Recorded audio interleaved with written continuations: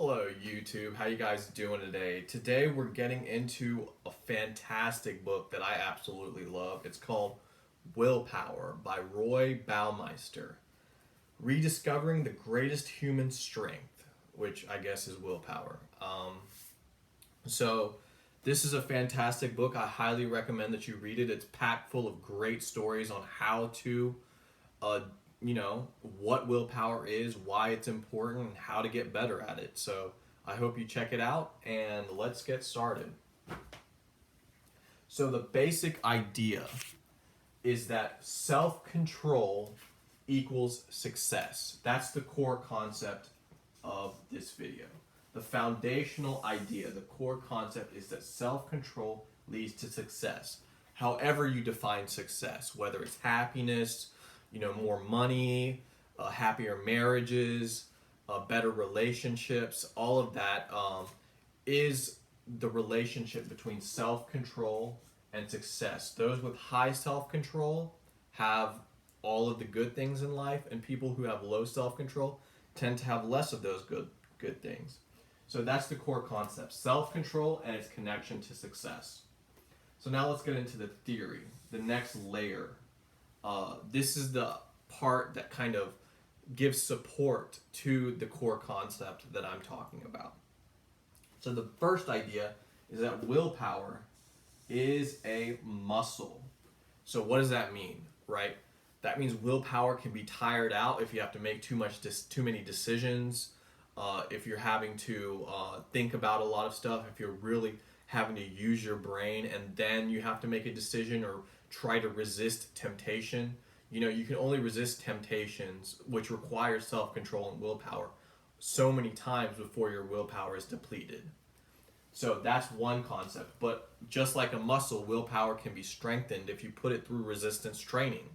So if you train your willpower, it gets stronger. So willpower, right? So self-control, low self-control is connected to low control is connected to divorce, violence, and overall just negative things, right? Worse relationships, crime. People with low self-control are more likely to end up in prison. We'll look into that in just a second.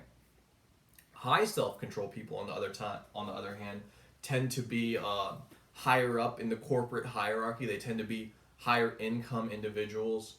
They tend to be better bosses. People tend to like them more. So all of that to say that high self-control is really important. And there is some evidence pointing to the fact that self-control is inherited, or it comes from your environment from a very young age. How you're raised as a child determines your self-control and your genetics, right? The nature and nurture.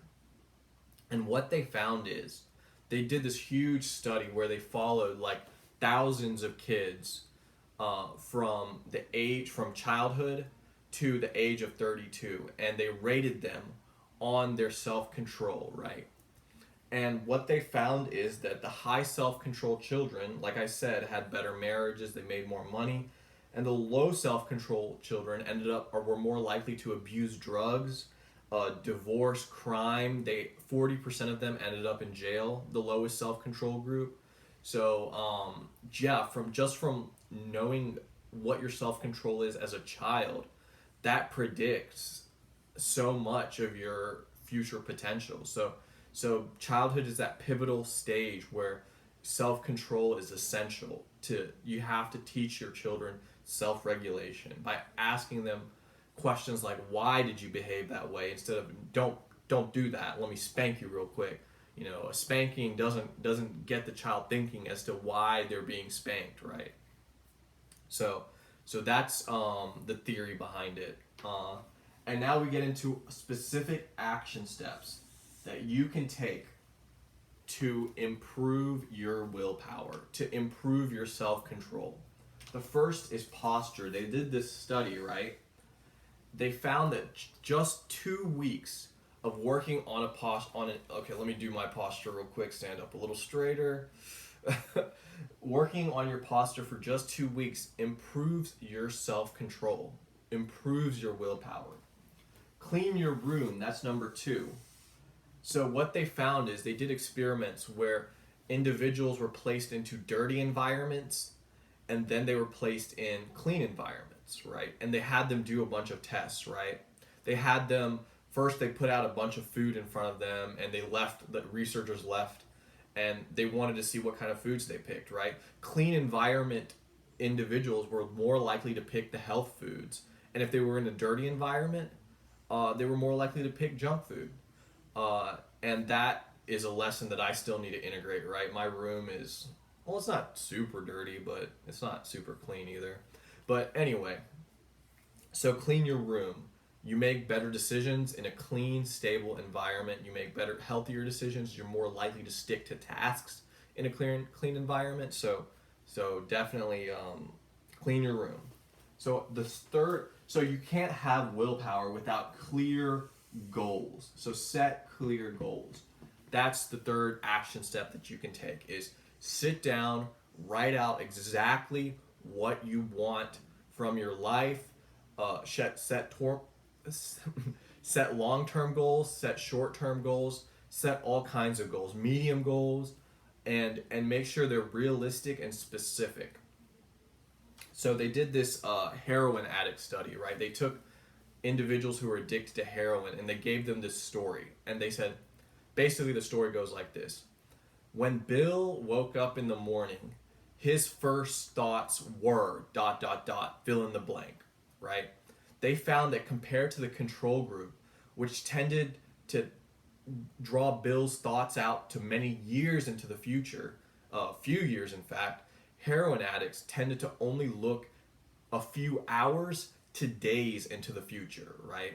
They had the short-term thinking that was not conducive, that we don't know if the heroin caused them to lose their long-term vision, or if the fact that they didn't have long-term vision in the first place caused them to use heroin, right? Correlation, not causation. We don't know which one is the cause and which one is the effect.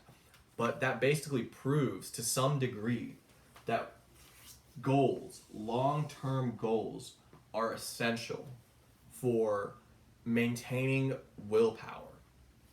So that's number 3. Number 4 is less sugar. You want to have stable willpower throughout the day. And what Roy Baumeister found in his book, what he writes about in his book, is that sugar, cookies, temporarily increase willpower. And then once the sugar crashes, there goes the willpower. So you want to eat low glycemic index foods like fruits, nuts, vegetables, all that good stuff. They actually did a study of teenage juveniles who were in jail, and they instituted a health food regime, right?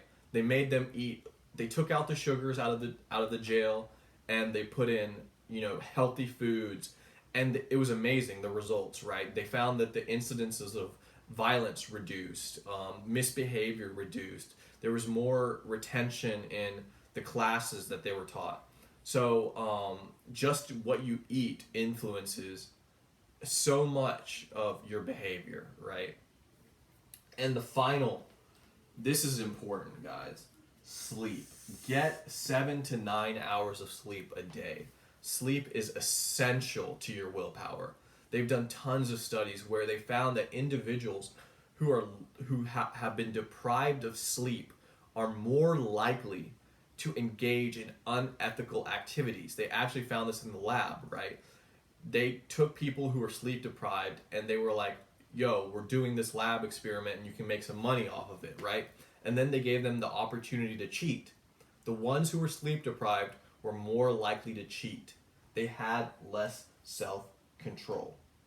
So that's the basic idea behind the book Willpower. The core concept is self-control equals success. The theory is less self-control leads to worse outcomes. The willpower is a muscle. Higher self-control leads to better outcomes. And the action steps you can take. Posture, clean your room, set clear goals, less sugar, and sleep 7 to 9 hours a day. So that's my little talk on willpower. I hope you guys enjoyed it. Have a good one.